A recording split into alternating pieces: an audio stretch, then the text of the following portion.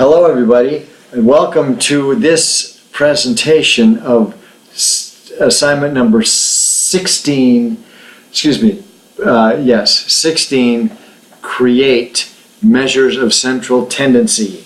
This is a beautiful situation, and it's designed to be kind of a tutorial guide for you to emulate, use as a model. It's very cool. So here's what we got up here. The data was collected on victimizations, and these were reported victimizations in Dahlonega, Georgia. This is all model data. It's not the real thing. But on Calhoun Road, there were 2 family victimizations. On Main Street, there were 5. Chastity had 8. Bellamy had 21 victimizations, and you can see the victimizations are continuing in each one of these neighborhoods as we go along. But the measures of central tendency is what we're turning to on this chapter. So what we would like to know is we need a single number to characterize this entire data set right here. And that data set can be characterized by the mean.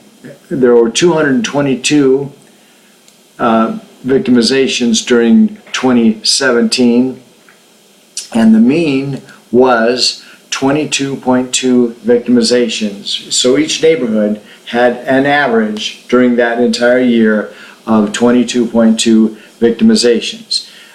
By the way, the mean is a single digit that summarizes an entire data set, and the reason it does so well is because it contains information about each one of these numbers. Every data point in this data set here is somehow providing information and informing us about what the central tendency is, and that's why the mean is so good.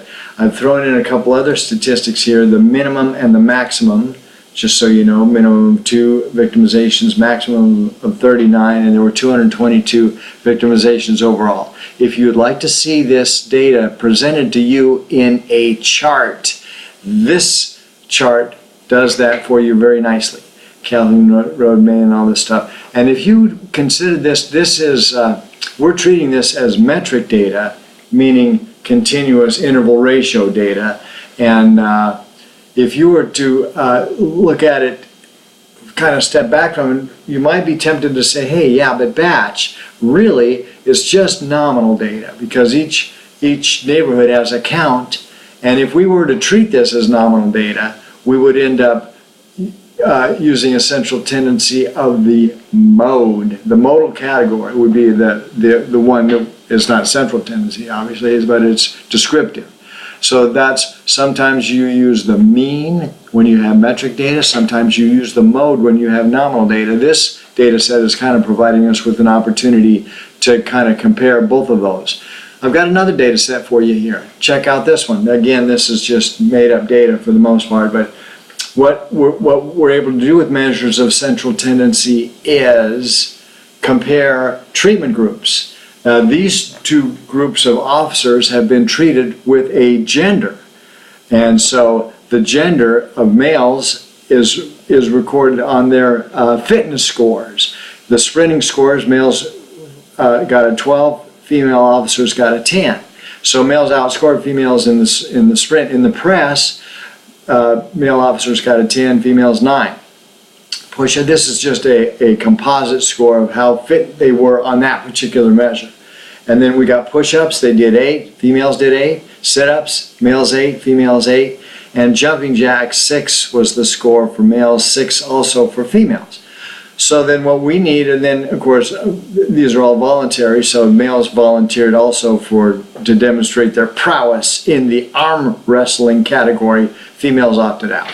So the total male score for all these measures was 46, and that provided a mean, which gives us information about every score in there, of 7.667. Females had a summation of 41 on theirs, and even though their summation was lower than the males, their mean was actually higher. And you're going, how can this be? And how can the females actually outscore the males in the mean when we can see that females were either equal to or lower, a little slightly lower than the males in every single category? How is it that they have a higher mean?